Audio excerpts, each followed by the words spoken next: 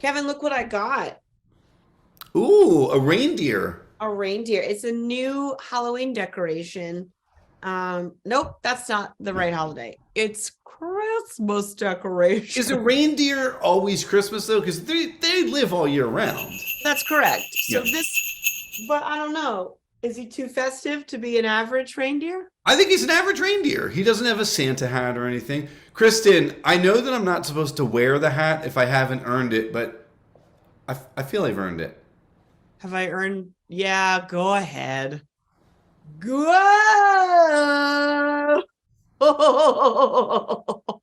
That's not a start the. Roll the credits. It's been a long, exhausting day. Your troubles just won't go away. One thing that gets you through these is watching cheesy holiday movies.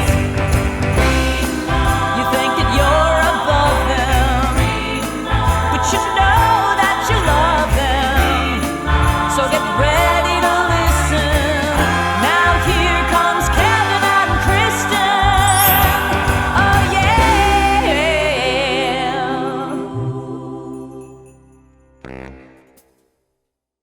Hey, roll up your sleeves, Kev. Get ready for it's yet another episode of Remark, week 3 of season 3.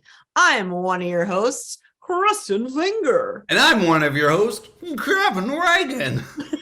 I don't just putting on a voice this week, Kev. Do it all episode. This week we are talking about the 4 movies we watched during week 3 of Hallmark's Countdown to Christmas. We're talking A Magical Christmas Village. We're talking Lights, Camera, Christmas. We're talking A Maple Valley Christmas. And we're talking All Saints Christmas. Christmas in all 4 titles. Yeah. Last week as well. So before we get into this, let's talk about last week because we always put our Twitter poll up. Yeah. And we ask you, our watchers, our friends, our fans. I don't know what to call you. Let's say friends. They're Hallmarkies. They're fellow Hallmarkies. Fellow Hallmarkies. Or indeed. maybe Remarkies. Ooh, wow. We've already stolen their logo. Are we taking their name as well? Mm-hmm, mm-hmm. A couple hashtags coming up in this episode, so get ready to write them down. So last week we had A Cozy Christmas Inn, we had Jolly Good Christmas, we had Christmas Bedtime Stories, and we had Ghost of Christmas Always. And you, the Remarkies, have decided which of these was your favorite. A Cozy Christmas Inn and Christmas Bedtime Stories, both scoring the least with 8.3% of the vote. Jolly Good Christmas with 33.3% of the vote. Yes. And of course, Ghost of Christmas Always, 50. A whopping 50. Half of you, that was your number one, and I couldn't agree more. I couldn't agree more. Darn right. Darn right. Although I seriously, I thought last week was excellent. It was. Again, oh, yeah. We didn't review Christmas Bedtime Stories. We will do that before the end of this year because so many of our friends have reached out and said, watch it. You have to talk about it.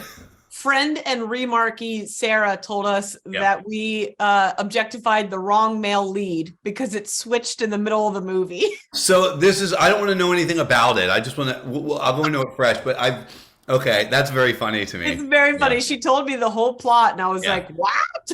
Yeah, Dara from Dear Remark also said, I need you guys to watch this. And I was like, right, we will watch this. We will watch this. Speaking of hats and having permission to wear the hat or earn the hat, the reason we didn't watch it was because it didn't work out for us. But it was amazing. Not as amazing as this hat, perhaps. No, I still would like to steal that hat. You'll never. It was Kit's hat, and she goes, "I'm never going to wear that." And I was like, "No, you're not, because I'm taking it." They need to make Fanatic gear in a larger size. Yeah. Adults want it too, Phillies. Yeah. Well, that's also, Kevin, to be honest, I watched all 4 movies today from this past weekend because I was with family for sad reasons. And then the Phillies were playing. So it was like, when, how? And I even texted Andrew Walker that I had to apologize that I wouldn't be watching his live because the Phillies and stop abusing the fact that you have his number. It wasn't. Yeah. Anyway, he responded with, the Phillies are more important. And I Yeah. It's, you know what? It's he truly is drinking the Kool-Aid because we sent him a Wawa travel mug, courtesy he was like, of I love Philadelphia Delco. now. Yeah. Wow. Yep, absolutely.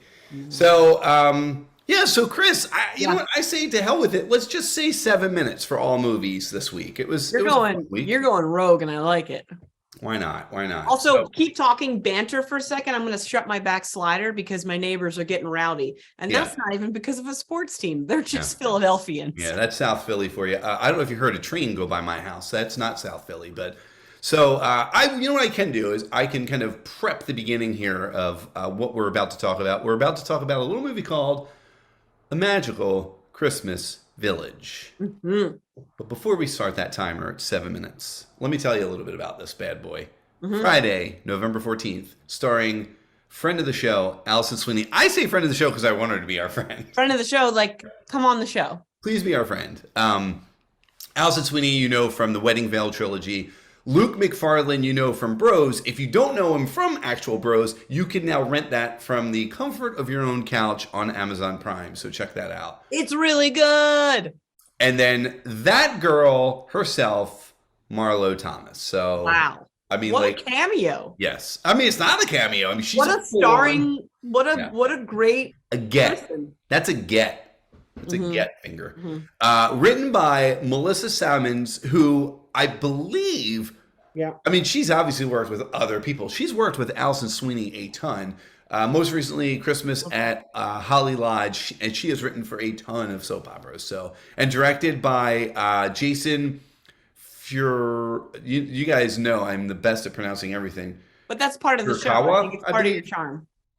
Jason Furukawa, he has done an awful lot of AD work, assistant director work, which we'll talk about when we get to the next movie, in fact. But this one, he helms the entire project, so he took the lead. I'm going to give you a quick plot, and then we're going to start the clock. Okay. In a sweet, sultry 7 minutes. A Christmas village brings the magic of Christmas to the lives of Summer and her family, healing old wounds and bringing new love to Summer and her family. I don't know if I agree with all that, but that's what it says. I do. What love did the family get? The family got the love back together because she was not really on great terms with her mom, but that came back together. I'll give you that. All right. Oh, unless we're saying that the mom also, because there was let's get into it. 7 minutes, start that timer, go. Here we go. I don't know if anyone saw my really hilarious joke of the fact that opening credit scene. Yeah. Literally, the moment it started, I was like, I have to rewind this. I have to record this. Yeah. This is the Game of Thrones opening. And it fits perfectly. It fits perfectly. So we have this beautiful Christmas village that is magical. And in this case, I think it really was. I think there was some real magic. Yeah, I don't think it was magic. I think it was a little something called voodoo.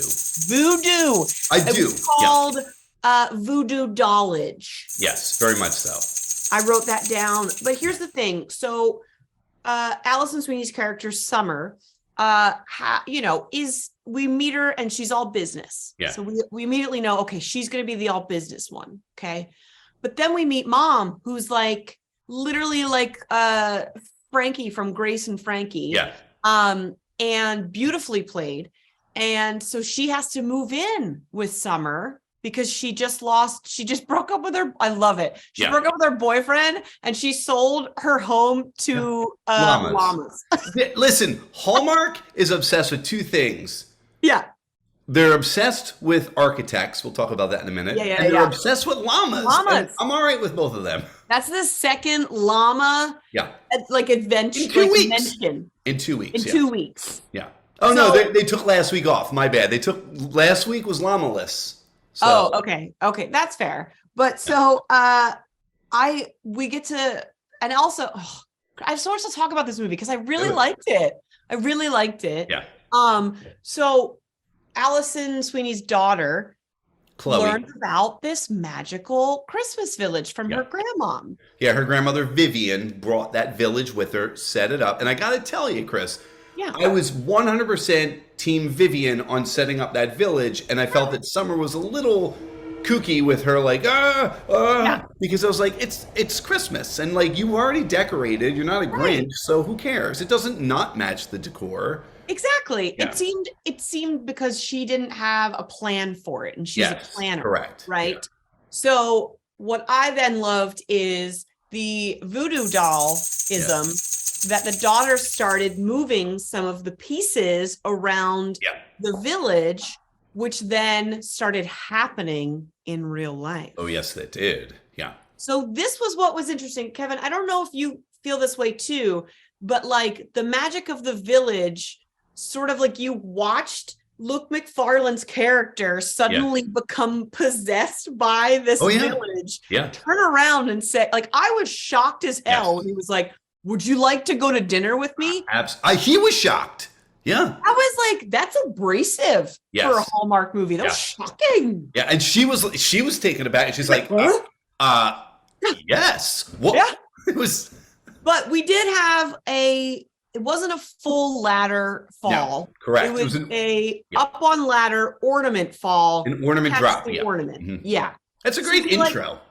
I mean, that's a cute meet cute. On the ladder, always. Yeah. But I loved, like, because if I met Luke Macfarlane in person too, I'd be like, you'd fall. You'd full on fall off that ladder. Me. Yeah. So like, I loved Allison Sweeney's like, you are. And I mentioned this the other day. I was at a bar and the bartender walked over and I wasn't ready for how good looking they were. And then they walked away. And I said to Dave, our friend, I was like, I wasn't ready for how hot that bartender is. Mm-hmm. So that's how I'd feel if I met Luke Macfarlane. Absolutely. Without a doubt. Luke Macfarlane plays an engineer in this, a structural engineer, AKA an architect. Allison Sweeney is an architect in this. So really, really loving some architects in this one. Luke Kevin, I'm not sure. You might get some engineer hate on this because it's different. It's different. Yeah. It's like saying an actuary is an accountant. Most of us are like, yep, you know who gets angry at that? Actuaries and accountants. Yep. That's it. Yeah. It's the same thing. It really That's is. fine. Yeah. Vivian puts on her Stevie Nicks hat to go out into the. I loved it. Every time she would put her hat. Hats this weekend too. A lot of hats. There were. Yeah. Oh, fun. That's a fun theme for the weekend. I love it. Yeah. That and kale. Only one kale. Then we had Voodoo Gazebo, I wrote down because I thought that's a great band name. Voodoo Gazebo, please welcome to the stage, Voodoo Gazebo. They all have banjos. Yeah. Absolutely. I'm there for it. They go to DeLuca's, the Italian restaurant, in which Ryan Scott, Luke Macfarlane's character Ryan, decides it would be a good idea if he wears a pattern that looks exactly like every tablecloth in the place. I didn't notice that, but what I did think to myself was she's in this like stunning dress and he's like, I'm going to throw on my best flannel. Yeah. But I'd rather go on a date with a guy that's in their best flannel, like the first date. Yeah. I don't know. I feel like costume wise, maybe it was mixed medias. I don't know what that means. That's fine. Yeah. But there was one point, Kevin, if we could jump to a delightful part where he had a very odd arm touch. Do you remember that moment? I don't. So it was like they ran into each other at the Christmas bazaar. Yeah. And then he mentioned her sister mentioned, my husband can help you with the toys. So then he was like, let me go over and give you my card. His business card. And then he proceeds to give her the what? The business. Oh, the business. Yeah. But then he like gives the sister the business card. Yeah. And then the arm touch is, I guess, the business you're talking about. Oh, I did notice that now that you said yes. It was like this, and I'll see you later. Yeah. He made the Voodoo Village and he was using it to full advantage. I love that Vivian, which is Marlo Thomas, named her daughter Summer and April. And they were like embodiments of seasons and such, and it was such an apropos naming for that mother character. You know what? I say this time's about to run out. Do we care? No. I say this time around. Honestly, time is a construct. in which I don't think Vivian from this film would support. Okay, fine. Then so be it. I'm just going to be editing for the next 6 days. No. Sorry, this episode comes out in December. The only thing that I'll add to the end of this, and it'll only be like 10 more seconds, Sure. is that I enjoyed this film because, how do I say this? There, like, you know how they put multiple plots in things? Yeah. This one I liked because I liked the mom's plot of like not having money, but then it gave us The financial issues, it gave us character traits and growth from Allison Sweeney's that went well with what Luke Macfarlane's were doing. Does that make sense? It totally does. It was written, all the plots made sense together. Yeah. It's almost like a Harold, if you will, Kristen, where they do play in to each other. I've seen a Harold, Kip. I know you have. Why am I telling you? I liked it too. I did feel like some of the plotting came a little late for Vivian's character. I also found it very weird that like her financial woes were solved by the fact that she was able to take her husband's pension and transfer it to her. And I didn't know you could do that. And that's fine. She probably didn't know she could do that. I'm shocked Summer didn't know that you could do that because she is like, it's like that's pretty standard financial, fiduciary action. So no, that's true. That's true. Fair enough. So, but keep in mind, to get the husband's pension, it means we had ourselves a dead husband/father alert. Woo! Woo! Yeah. Yeah. Did you think that they... oh, no, we're not done. I mean, there's no timer anymore. No, okay. There are no rules. Did you think it was weird that the very first date they went on, they had this insane download? And I'm not talking about where they both apologize, where he talks about his divorce and she talks... like. Oh, that was date 2, I think. Yeah. That was day 2. But in date 1, they still had a lot of, like, forward information. I was like, this is a lot for... a very impromptu date. I thought, well, here's the thing, Kevin, do men share as much as men share in Hallmark movies? Or did I just marry someone that doesn't share? I mean, listen, let me just put my hat on, and this hat looks awkward, but it looks great when I'm not on camera. I promise. Whatever. Some do, some don't. It's like a hat, Kristen. It's like some hats are, and then other hats are, they're all different. That's fair. Yeah. That's a fair. So overall, I'm going to give this one a thumbs up because I love an Allison Sweeney. I love a Luke Macfarlane. I will support and love what they do. I love it. Agreed. Thumbs up. This is likely Luke Macfarlane's last Hallmark Christmas film.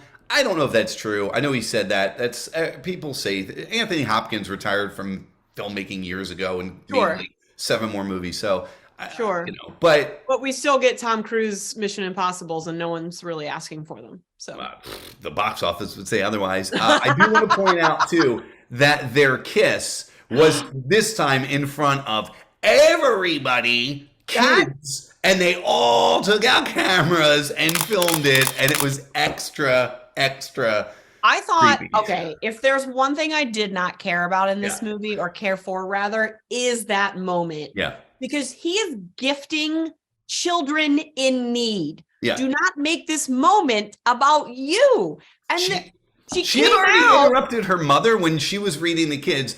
This Summer cares not for kids. She will interrupt them all. She hates kids. Yeah. It was so weird. And then at one point he's like, here, kid, just take this. I'm like, that is a child in need. Mark. I believe that little kid's name was Mark. That was so weird. Stop kissing people in front of everyone. It's at least like it is a known quantity within the realm of Hallmark, which brings us to the second movie of the weekend, which was on November 5th, someone's birthday. Oh, big time. This guy. He turned 74. No, I'm not. That's my daughter. She mixed up she did it on purpose, a little bum.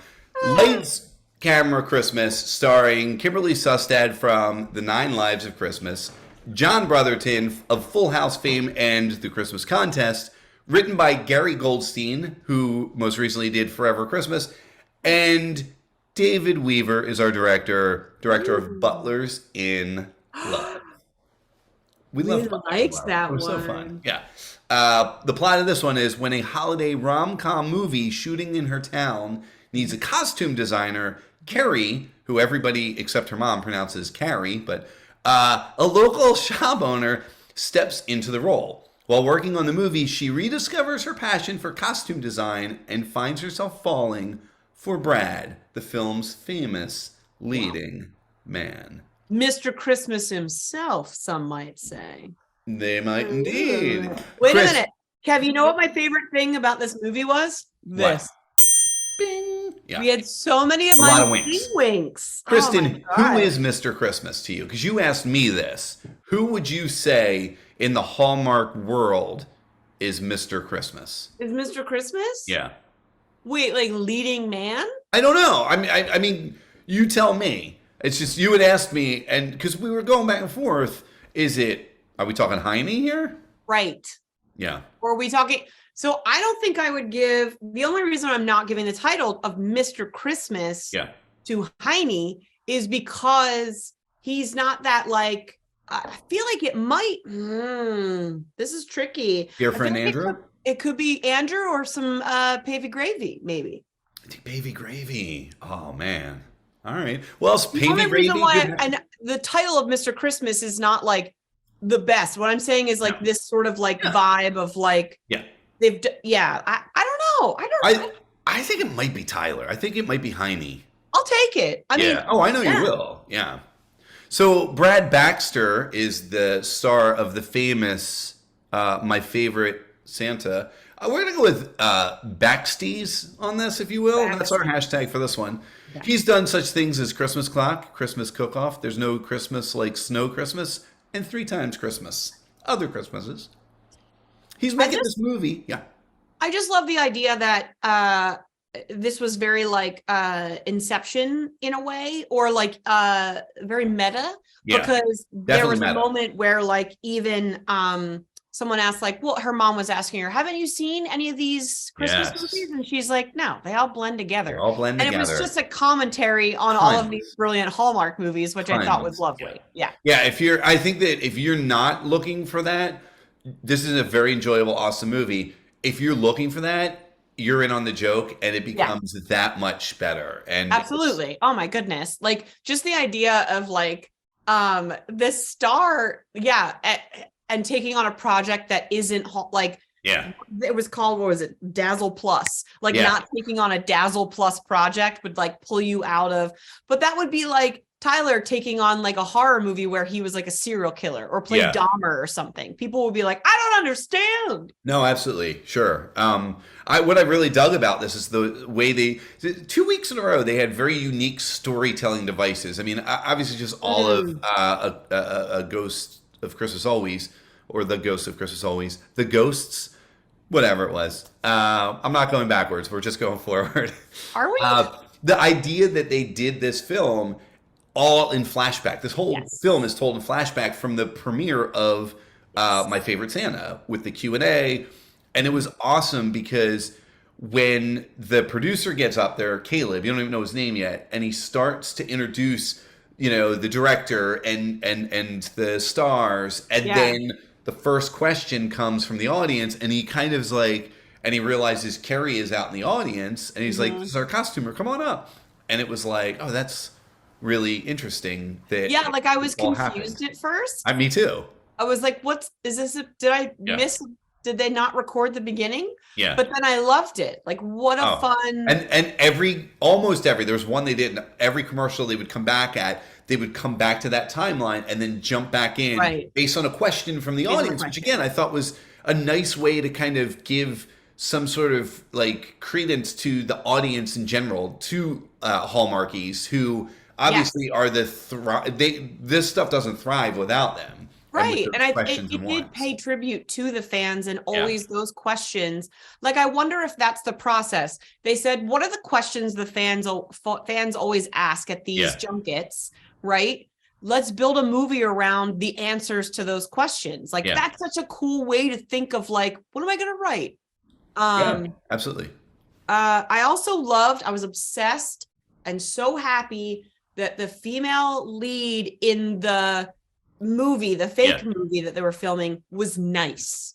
Yes. Yeah. Well, they could have gone, of course, like, the diva, she's bitchy. his ex, and she's jealous of, full on support for both Carrie and Brad. Just a kind human being, funny. Yes. I loved it. And there was no romance. I loved it. That pleased my heart. I did like, though, that she's the first one to suggest that Brad and Carrie might have a spark. And Brad says, my deal with on-set romances. And she's like, I mean, come on, bend it a little. And then later she goes, I mean, on-set romances are just no.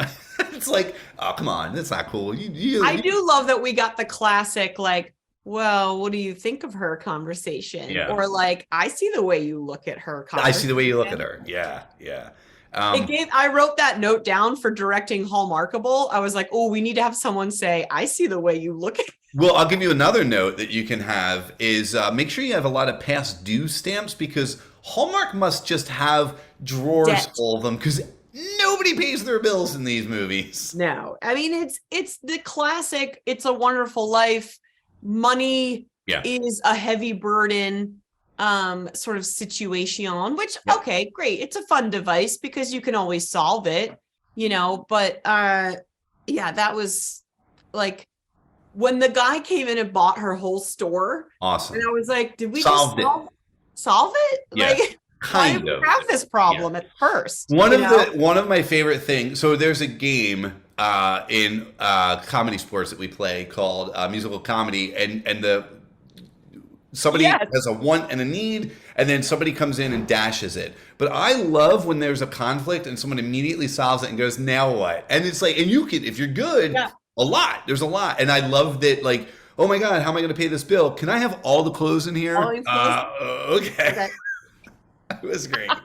But then he returned half of them. That was the thing later, we also find out that Carrie's father is no longer with us because she makes his cookies, so we get ourselves a dead dad alert.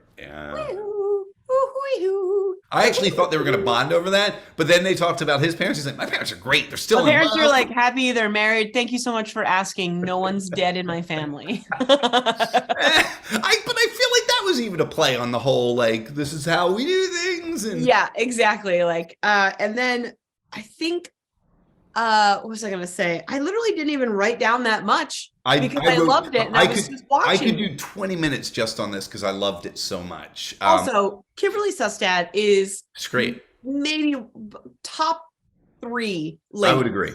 Yeah. Maybe number 1. Yeah. That's hard because Lacey. Lacey's my girl. Allison. There's so many great ones. I know. It's so hard. Can we get them on the show? Yeah. Come on, because anytime. Kimberly writes. And Kimberly wrote the one with her and Paul from 2 seasons ago, and wrote this one coming up with our 3 boys. By Starlight, I really dig that you got to see a little bit of the making of a movie. So you see Caleb is the producer.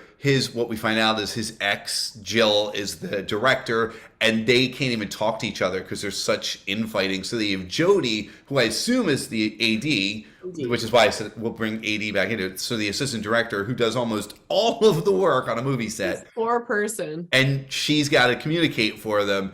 I liked that relationship because you could tell they were charming, and they did not overburden you with carrying that on too long. And then you were rooting for them as well. And ultimately, spoiler, everything works out with them. Spoiler, they got together. Her revamping of the Santa Claus outfit, Kristen, I freaking loved it. I want it. Yeah. I want it for both of us. It was awesome. To just wear every episode. Now listen, Jill Knapp made us the hats a couple years ago from Good Morning Christmas! Good Morning Christmas! With Allison Sweeney. So, I mean, Jill, I don't know if you can do like a full-on... Jill, you've got more important things to do. But what I will say, side note, since we're not timing anything, this is the season, not just Hallmark wise, of sexy Santas. Yeah. Because they have John Hamm in these commercials playing Santa. Then there was like another commercial where like the Santa was just in like a regular suit. I just saw that tonight. Yeah. I was like, are we is sex? Is Santa? Can I tell you that Luke Macfarlane's delivery, I know we're jumping back to another movie, reminds me so freaking much of John Hamm. I never noticed it until this weekend. I was oh my God. So this film, ultimately they make the movie. There is a conflict where Carrie is going to get back into the fashion world. She interviews in New York for this position. But at the same time, Nick, that's his character in the movie. Brad, yep, of course, Backstees. John Brotherton gets offered a role in London to play this part called something Ryan. Like Secret Ryan. Mission Ryan's Ryan. Game. And he's going to do it, but it's very edgy. He's already turned down Sunrise Highway. So in the end, he kind of gets scared and backs out, but he had already offered for Carrie to come with him if he does this. So she turns her job down and then is really pissed. And part of me thinks rightfully, but part of me thinks she should not have turned that job down until she absolutely confirmed. But that's storytelling device. Exactly. I get it. Storytelling, the classic miscommunication. Yep, absolutely. I'm okay with it. But it was when I know it's fine. And then, so they obviously have tension while they're sitting up on that dais doing this Q&A. Right.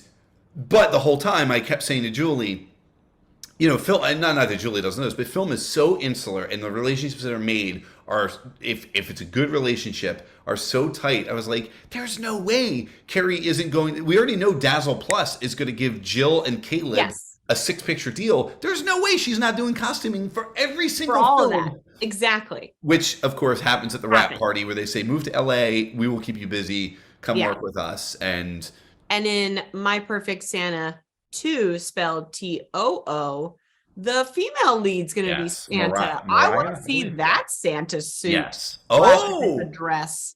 Very nice. Then they make up.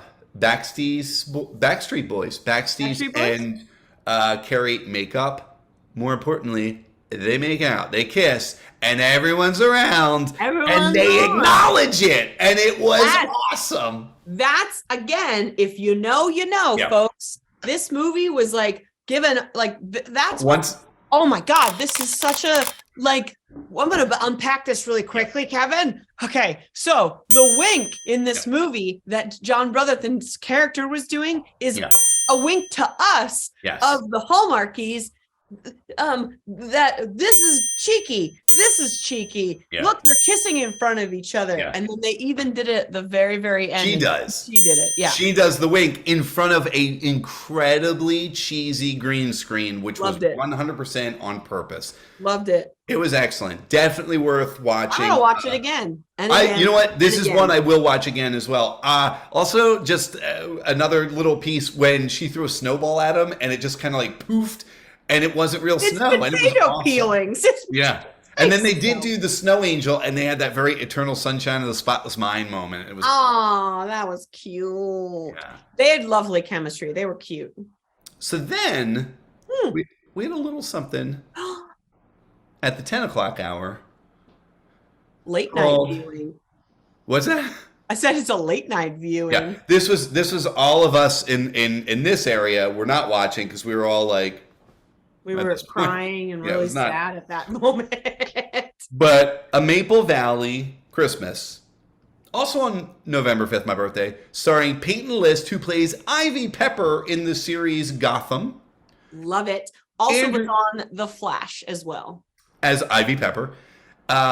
She's Poison Ivy in The Flash as well, isn't she? No, she plays the Freeze dude's wife. Oh, yeah.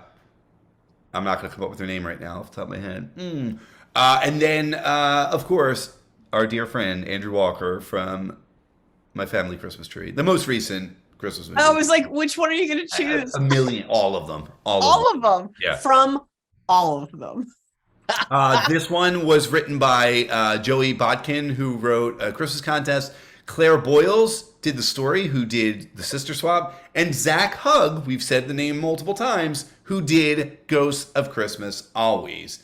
And directed by Paul Ziller, who most recently did We Wish You a Merried Christmas, which we saw a couple weeks ago. Oh, so he did 2 this year. He did. Yeah, that's a lot. That's a lot to That's undertake. a lot. Yep. This features rancher Erica has spent her whole life working the family farm with her mother and sister. When Aaron arrives and disrupts her plans, she starts to question what it is she actually wants. I waited on that one. Took my It was time. such a long dramatic pause. This one's in Montana. Mm. That was nice. It was nice to kind of get out of the Chicago-y. Yeah, we've been seeing a lot in. But yeah, so we have Maple Ranch, Chris. So go ahead, give me your thoughts. I know you love a sweet Andrew Walker. Okay, so this was a great movie, and I loved it. And I'm sure, are we biased? Absolutely, but I loved it because this was such a different type of story. In the aspect, okay, it's similar to real estate mogul has to come in and buy property, blah blah blah blah. Mm-hmm. But what I liked about it, okay, maybe it's not the most original. Yeah, it's not, but it was fun. It was enjoyable. There were some wants and desires I had problems with. We have a ranch. Mom is retiring, and she's going to leave the ranch to her 2 daughters to run, presumably who have really been running it with her forever. I will kind of throw a spoiler up front. No dad, so we assume dead dad alert. We don't have a dead dad alert. We just don't have a dad. He left. He just don't have a dad. He left, and then she even said, "No hard feelings." But I was like, "Excuse me." I know. She goes, I mean, this life isn't for everyone. I'm thinking. I was like, you were a child. Your dad's a jerk. Yeah.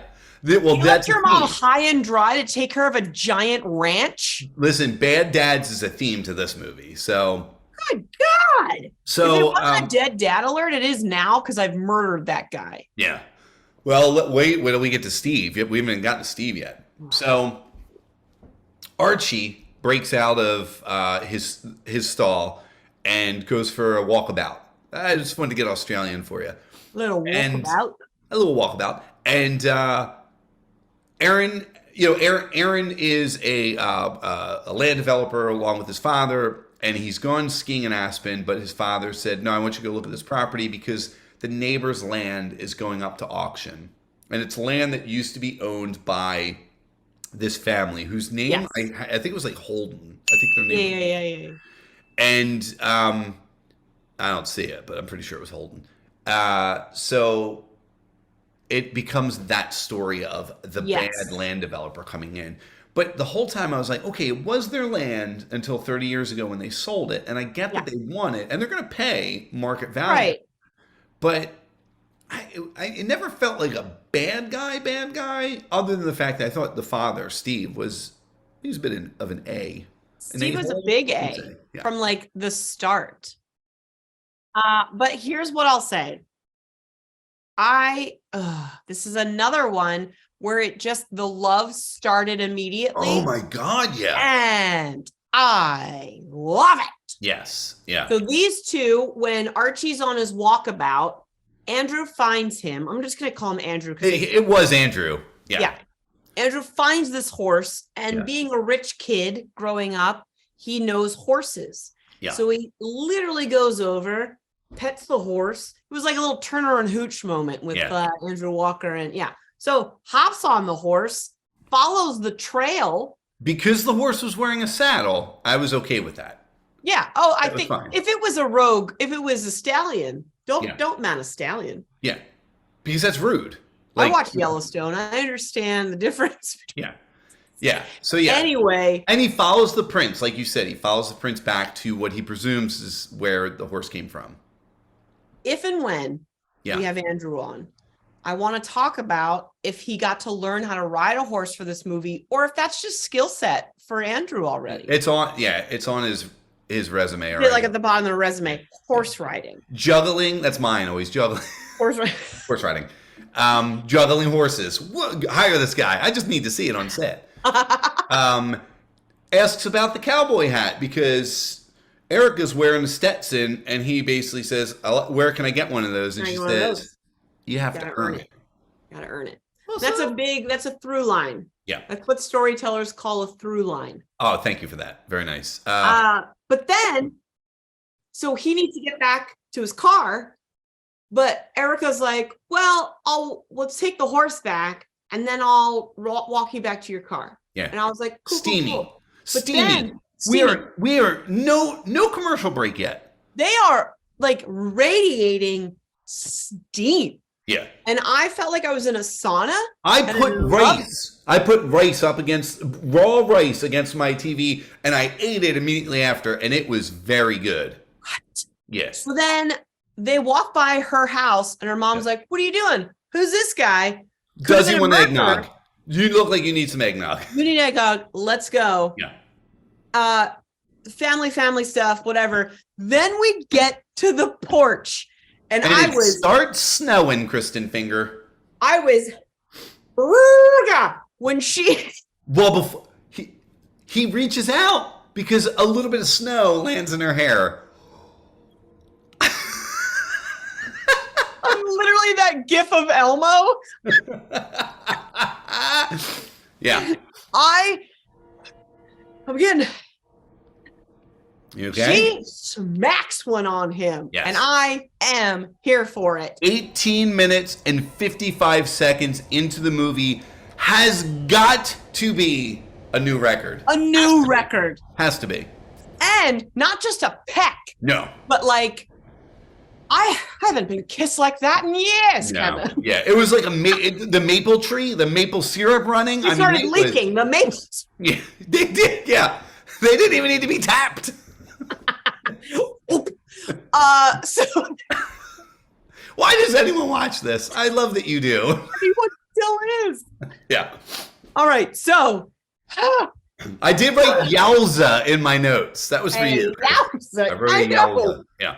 So the best part of this was we had that big old kiss followed by an immediate big reveal Yeah. because Andrew stumbles off the porch, Yeah. like his knees are buckling. It was like, what was that movie with Heine where you get your knees break and the knees buckle and the grandma says, oh, that's it. Oh yeah, I forget. Yes.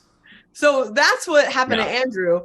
Yeah. Stumbles off the porch and he's like, oh, which way is my car? And oh, which way is the blah, blah, blah farm? Because I'm a real estate mogul Yeah. here to buy it. Bum, bum, bum. Where's my monocle? Yeah. Yep. And she immediately is It's like, fine. of course I'm single. I Yeah. pick all the wrong men. And very like Marissa Tomei says, I'm out of here and gets back in the house. She said that, and she did go back in the house. There was zero Tomei happening there. My biological clock. Nope. No. Not a Tomei. But then we get Steve, his dad, because his dad is checking up on him nonstop. And I did put in my notes, he's an a-hole. Because very quickly, Yeah. Andrew, we will call him Andrew. Andrew, Absolutely. he comes back to the tree lighting because he was asked to, and he said, I don't know if I'm allowed to be here. Well, am I welcome?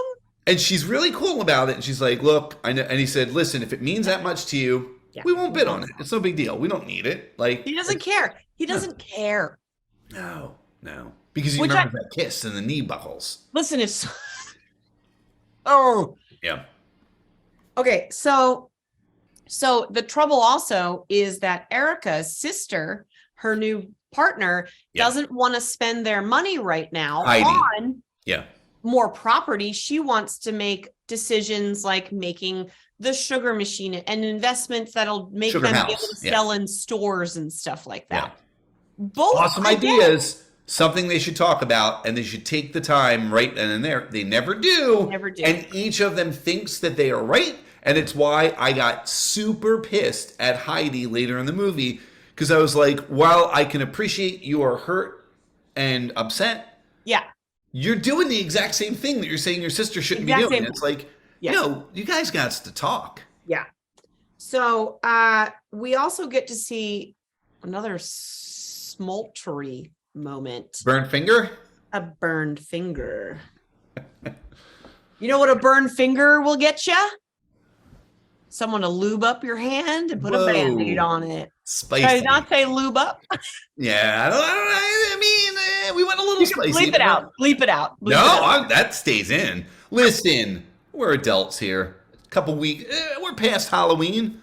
Let's just keep on going. Yeah, so she does. She lubes up that finger real good, and everything's fine. I don't know if he put a Band-Aid on it. He put it underwater immediately. That's like the worst thing you can do for a burn, man. Come on, Andrew. God. Well, no. Then it's not Andrew. Then it's Aaron. Aaron. Yeah. Come Andrew on. does everything right. Aaron, suspect. Yeah. A little sus. So then, bum, bum, bum. That's where the asking price goes up. Goes up. So then Dad shows up when we think everything's okay. Yeah. These two lubed fingers, they Yeah. kissed on a porch. They were going to kiss on the porch again because they were on the porch. Yep. My loins were ready, and then You were Dad shows up. I don't like them. That's worse than a creepy Santa showing up. Oh, Santa's Interruptus. Listen, bad dad alert. This guy's the worst dad, and we will get to why he is the worst dad in all of Hallmark. Yeah. We'll get to it. But then Andrew helps Erica dress a sleigh. But he even asks for a pity hat, which I loved. I don't get a pity hat. I'm going to put it at. And then they go horseback riding again. Ooh, I loved that ride. Yeah. We do find out on this ride, when Aaron was 10, we have ourselves dead mom alert. Yep. We So also they find have out that in common. Well- Dead dad, dead mom. No, her dad's not dead. He left. You killed him. Remember? You murdered him. So That's right. her dad left. He couldn't hack the Maple Life. But Maple Life. Hashtag Maple Life? You Yeah, couldn't I like handle that the one. maple life. Yeah. No, she was rough for divorced. We find out she was divorced. Oh, just some jerk that was like, I could be on a farm because I watched Yellowstone 2 seasons in and I can do this. And the life was too rough for him. Didn't you just say you watched Yellow? What was it? You? It was me. Unbelievable. You're talking to me, right? I am. I'm pointing to you. That's why my finger's pointing at you. I'm not pointing to my screen door on my patio over there. I was like, is Julia? Because it's I was freaking like, 74 right now. so anyway, here's something that Go on. also got my get your motors running. Pioneer Christmas? No. Oh, okay. It's the dance. No. What? Listen. I've said this before, and we are going to be talking to Julie Sherman Wolf very soon. I can't wait because I want to ask about what is the weird obsession with people dancing to Christmas music. I find it weird. Kevin. No, it's weird. It's romantic. No, it's not. It's romantic. You can dance to music. Like if a little bit of Nat King Cole, not, chestnuts roasting on unforgettable, sure. Why? I don't know. I find it was. Chestnuts roasting. No, we already talked about this. That you're not a fan of caroling. Someone knocks at your door. You and I'm John. not answering. Lights are out. No. You and John. It's a rare moment. You and John are expecting an Amazon package. You're like, oh. John's like hot sauce. So you open the door and it's these lovely. Where you guys hate kids. It's people dressed in Phillies outfits. Kyle Schwarber is on your front porch and starts singing. Listen, if JT shows up, Yeah, singing JT Remuto is songs. singing Joy to the World. Do you and John start dancing? Yeah. Okay. I don't believe that. I know John's not dancing. No, John, no. But so this dance, listen, I don't want to get creepy, Go ahead. but Creep Andrew out. knows how to hold a lady. Yeah.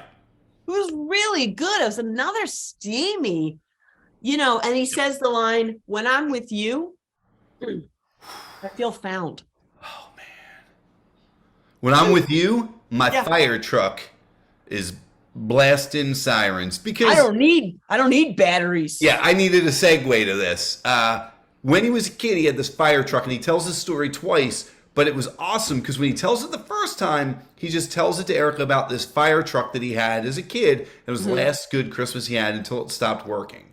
And I thought to myself when he said that, and he was 6. Yeah. And I was like, maybe, put batteries in it. And then later, he brings the story back up to his dad because he still had it because his mom saved everything for him. And it had a note on it that said, the batteries died. Don't replace them because it annoys me. Steve, I'm just going to say it, he's an asshole. Like, that is the lowest of low to a 6-year-old? Come on. Unbelievable. I get it. I'm sure it was a loud toy, but your kid loves it. Yeah. All this kid wants is 2 things in life. A fire truck that makes sounds and a damn cowboy hat. Can you please? It's like a short wish list. You know what? Let's just skip all the way to the end. Okay. Because the Christmas spirit hits everybody in all the right ways. I mean, first, huge fights. Like, huge. Whoa. Yeah. Yeah. Like between every single person. Everyone and Erica. Erica just all of a sudden like WWEs and just starts hitting people with chairs. So there's Andrew. Boom. How dare you? Get out of here. Did you write WWE? I wrote burn moments in the barn. Yeah, man. Because they each dropped a mic. They do. His was out of left field, and that was Aaron, not Andrew, because he goes, I'm not your ex-husband. I was like, that is freaking low, dude, because that was not called for. And he was like, I don't need to earn that hat because you were never going to give me that hat. Because I'm rich and I can buy one. I mean, does Amazon not exist in this world? I don't know. Then she goes in and has a fall down fight with her sister Heidi. We didn't even mention Leo. I forgot about that. Mom is having an affair with her Italian tutor. Yeah. And he wants to just do the 7 fishes, and Erica can't be bothered with the fish. Shut it down. No. She's like, no. What about 1 fish? And she was like, we'll talk about it later. Yeah. Next year, maybe. She goes, we put maple syrup on everything in this house. Everything. So that's what she put on his finger. It wasn't maple syrup. It was maple syrup. So then everyone goes away and calmer heads prevail, and Erica and Heidi have their come to Jesus moment in which Heidi completely goes back on everything she has said through the entire movie. And I was like, this is a younger sister. It's unbelievable. This is totally a younger sister that for 3 days of her life was like, I could be myself, and then was like, nah, never mind. So, let's buy that land. Because the Davenports pull out, and then they have a nice, and Daddy Davenport, Steve, leaves a gift for his son, for Aaron, for Andrew, all the A's, and it is the fire truck. With batteries, yeah. We assume. Actually, we don't know that it had batteries. No, it said, I replaced the batteries. That's what the note said. You're right. It did. It was a nice note. It was very, very nice handwriting, by the way. I think Steve is Santa Claus. That's a whole other story. What? Yeah. So then Erica calls everybody to come to dinner, basically. Including Andrew, and then when there's a ding dong at the door, I don't know why I said it that way. There's a ding dong at the door. There's a ding dong at the door. There's a knock at the door or whatever. She opens it, and it's Steve, which is surprising to us audience. And then you find out, no, she invited him, and he comes in, but no Aaron. And I give Steve credit for staying because that had to be super awkward, and he stayed and did grace, hold hands at me, Chris. And then ding dong. Ding dong at the door, and it is some ding dong at the door, if you know what I will say before we talk about this ding dong at the door, if I was the sister or brother-in-law, I would have started eating so long ago. If food was in front of me and we're just waiting for Andrew to arrive, I would have been eating. When that brother-in-law pulled out the acoustic guitar earlier and I was like, this guy is the best, and he loved the mom. Where's his movie? Then Andrew comes and they have their moment, but they don't kiss in front of the whole family. Instead, they go out to the barn where nobody's around and they get smooches on And Archie the horse sees them. I mean, Archie's like, yeah. Then we move on. This one we're gonna have to go a little bit faster. This episode's never gonna end. We're already into this week's movies. Sunday night, November 6th, we had All Saints Christmas, starring Ledisi, who is a R&B singer from New Orleans. We're gonna talk about that in a minute. Roger Cross from Game Set Love.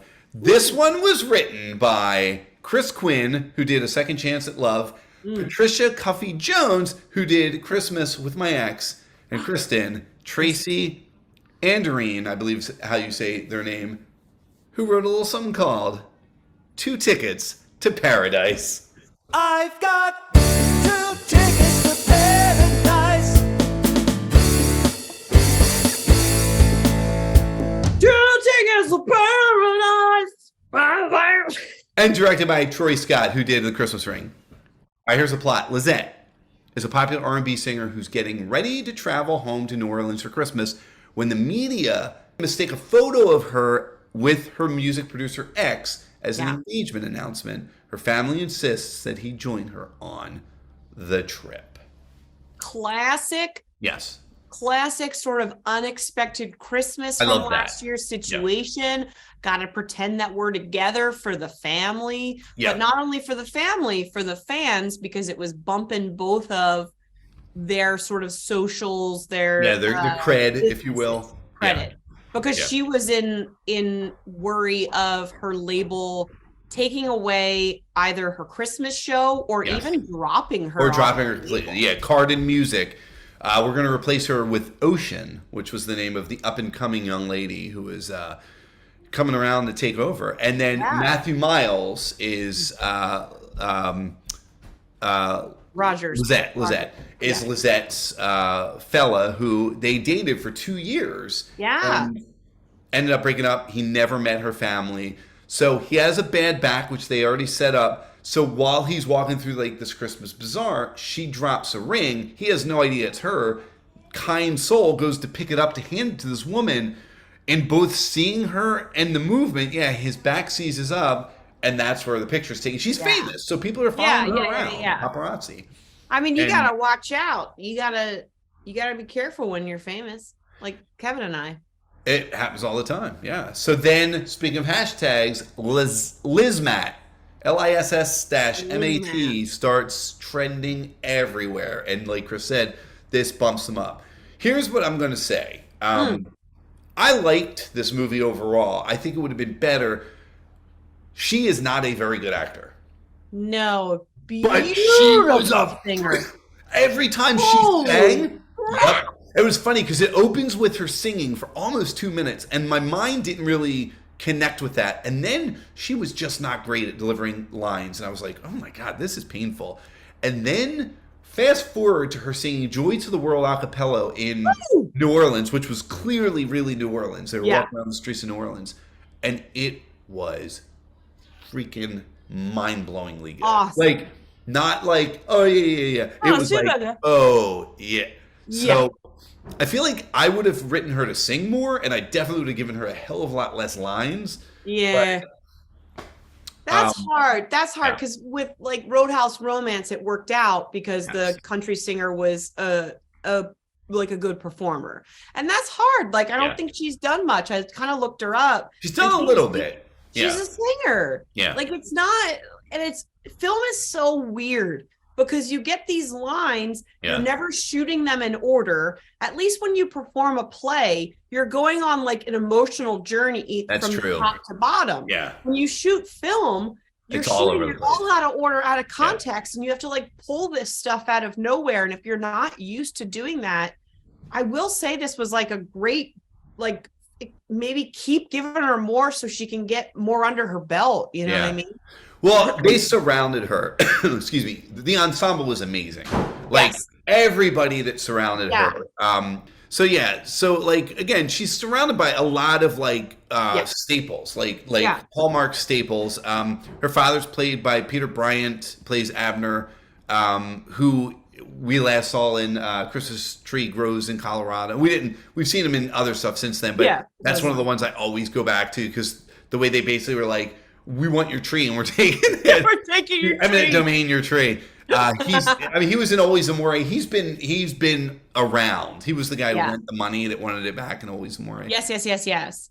So like, again, they surrounded her with excellent people. And I will say, man, that Roger Cross is, first of all, incredibly likable. And when we get to H3O, you're going to be so angry at the way that Hallmark kind of like, I don't know what the word is, but like that dude is a stud, and like he was good looking, but like like he was good looking in a sense. It's like it was like your friend's dad, and it's like he's a good looking. Yeah, well, that's the Hallmarkifying of these hot dudes. That doesn't work on Pavey Gravy. That guy can rip right through it. You ever see a little movie called Two Tickets to Paradise? I've got 2 tickets to paradise.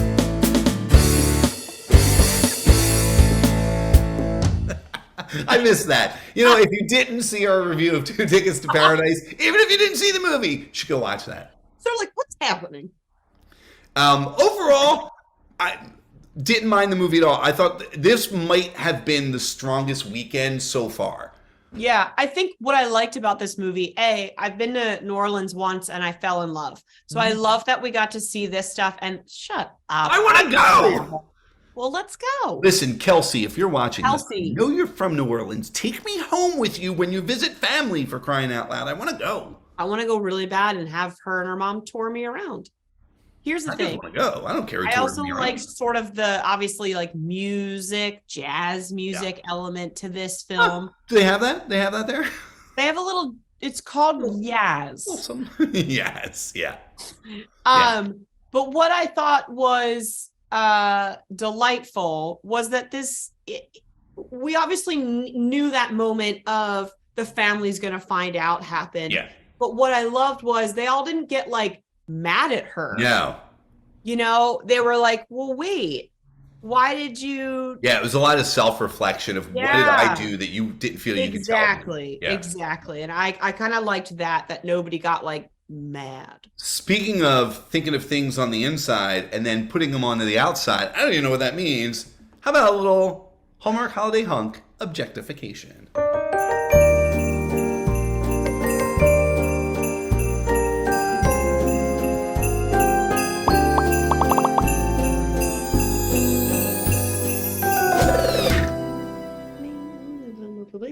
Oh my God, we're back. We're back with a little H3O. We're talking 4 hotties. Hot dudes. Hot dudes. Because women have been objectified far too long. We're objectifying the male lead. The actor is not being objectified. The character is being objectified. But that character is played by an actor who looks a certain way. So technically, we're kind of objectifying. Finally admitting that every time we do this, and then we objectify totally the guy. Almost always. Kristin, the first fella we are objectifying was the first fella we saw in one of these movies, which was A Magical Christmas Village. How about Mr. Luke Macfarlane? This character, from the get-go, never a dick. Always kind, always fun. Yeah. I liked that he likes to talk to strangers, aka the mom that he doesn't know is the mom until later. Yeah, how cool was that relationship? That was kind of cute. Yeah. One thing that I like about Luke Macfarlane is he sort of has a bro voice. Yeah. But it's a soft bro voice. Very John Hamm. There's another Hallmark guy that has the really bro voice, and I'm like, ugh. But Luke Macfarlane, charming bro voice. Okay. Also because I saw Bros, I sort of know what this man looks like basically naked. So I'm giving him a 9. Whoa! Wow! I did not see Bros yet. I'm going to. More rice. Get that rice up against the TV. Let it just crackle. Listen, I agree. I really liked him.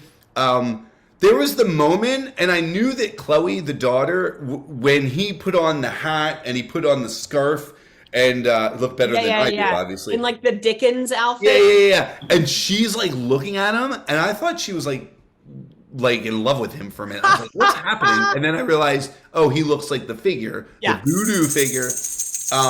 Yeah. He was great. I loved him on ice skates. I loved him off of ice skates. I was not as high as a 9, but I've not seen Bros. I'm with a solid 8 on this one. I love it. Then we move on to my man John Brotherton from Lights, Camera, Christmas. Kristen, You want can to I start tell this you, one because I don't watch the Fuller House, so I don't have love that. him in Fuller House because not to go through what Fuller House is about, but DJ Tanner has her boyfriend from way back in the day, dude, voice of Aladdin, we all know. And then this new guy in John Brotherton, and he's so charming, and it becomes one of those, which one will she? And you love John Brotherton's character. So I've loved him. He's been in Hallmark movies for years. This character fit him incredibly well. Yeah. Like incredibly well. I wrote, he's charming and he plays smug charming really well without being an a-hole. And I loved it. 8.5. I love it. I'm very close to that. Yeah. Because I did like that even when he was being like the typical douchey actor, it was still annoyingly charming. And he's not my normal, like, this guy's really hot. I think he's just like, he's not my type, but I think he's really good looking. Do you know what I mean? Like there's this weird level of like, you're very good looking, good for you, not for me. Yeah. So I'm going to give him 8. Okay. Fair number. Then Kristen, because in that suit, in that Christmas suit, meow. What the whitening of the beard was always weird. It was weird. Why didn't they do the sides? What was that? He was huffing white out. Then we had in Montana a Maple Valley Christmas with good friend of the show, Andrew Walker. I have notes. Yeah? Yeah. Hit it. First, one of the first scenes we had a fitted, crisp, white dress shirt. Oh, we did. With a blue, perfectly fitted suit. Do you think when they put that on him in costuming, he went, Kristen's going to love this. Kristen will love this. Yeah. I actually do. Yeah. Then we got him in his jammies, which was like a well-fitted white V-neck shirt and gray sweatpants. Am I right, ladies? And then there is like a baby whisper of gray in his beard. Yeah. He's been doing it. I'm no idiot, okay? Yeah. Listen. I'm going to give him a 10,000. Whoa. I forget why I didn't give him a 10. I really forget. There was a reason. I think it might have been the line of, I'm not your ex-husband. And I was just like, no good, buddy. Not a fan of that. Listen, not the actor. The character. I know. Look, the actor's a 10. That man is a saint. I love him. That man is a saint. But the character, 2. No, I'm just kidding. A 9. I gave him a 9. Can you imagine? That character was garbage. And finally, All Saints Christmas, we had the great Roger Cross. Again, look at this picture that's up on the screen. That is a good-looking... That dude will... Listen. Aruga. Yeah. I want the next holiday movie to be about that guy. That guy. Yeah. Not the guy that... in a red Christmas sweater. Down. Although, if you put literally that guy in a red Christmas sweater, I'm still scared. I'm going to give him an 8. And the train whistle agrees.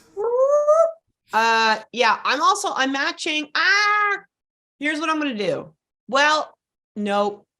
All right. This isn't this character's fault, but this character assumably dressed himself, even though we know it was a costume department that dressed the actor. I'm going to knock him down to a 7.5 because his wardrobe was terrible. Often. It was terrible. Yeah. But can I get you to come up with an 8? Because when he realized that Lizette's father did not actually go down to cut the 4th tree, but bought it, and he hid the thing from him, and then he gave it to him and didn't make a big deal out of it. Fine, 8. I did it. I'm like a barger. A barger? That's what they're called. Barter. Listen, you can follow us at remarktheshow@gmail.com. You can't follow us there. You can email us there. Tell us what we got right. Tell us what we got wrong. Do you agree? Do you disagree? maybe Andrew's Chris White shirt didn't do it for you and you are saying he's a 2. That's messed up, but I want to read that email. That's wrong. And I will forward that to Andrew. That's not true. I would not do that. But you can follow us on Facebook, Instagram, and Twitter at Remark the Show. We are, unfortunately, at a point where we are no longer watching our beloved Phillies. So I look like Elton John in this. So we will likely be live tweeting a lot of these movies going forward. So we will be doing that. Also, Kristin has a show she is working on. Chris, hit it. It's called Hallmarkable. I don't know if you know this, but I really like Hallmark movies, and I'm an improviser. So it's an improvised Hallmark movie. Ooh. Oh my God. Listen, any of you Hallmark stars out there in the universe, if you're available any of the Fridays or Saturday matinees in December, we will welcome you into our show. And you don't even have to tell us you're coming. Just show up and we'll put you in the show. Oh, man. Nice. So, and if you're not a Hallmark star, pretend you are and just walk on stage. Just don't do that. But come to the show. Come to more than one show. I'm so excited for this cast to be seen. It's brilliant. Please come. You can find tickets at comedysportsphilly.com. Also Showtimes. Highly recommend it. It is an incredible cast. Their pictures are up on the screen. Some of them have been on this very show. So next week, we will be watching In Merry Measure on Friday the 11th. A Royal Nanny. That's all it's called. The Royal Nanny. I'm pumped for that. That one's the one I'm most looking forward to. Our Italian Christmas Memories on Saturday the 12th. And Christmas at the Golden Dragon on Sunday the 13th. Crazy. Whew. Whew, week 4, baby. It's November. It's all November from here on out. November. Thanks for watching, folks. If you're still watching, thanks. Tell someone. Or we sit here all by everyone. ourselves. Yes, tell everyone. And send that email to me and I will forward it to Andrew. Thanks. Thanks. Goodbye.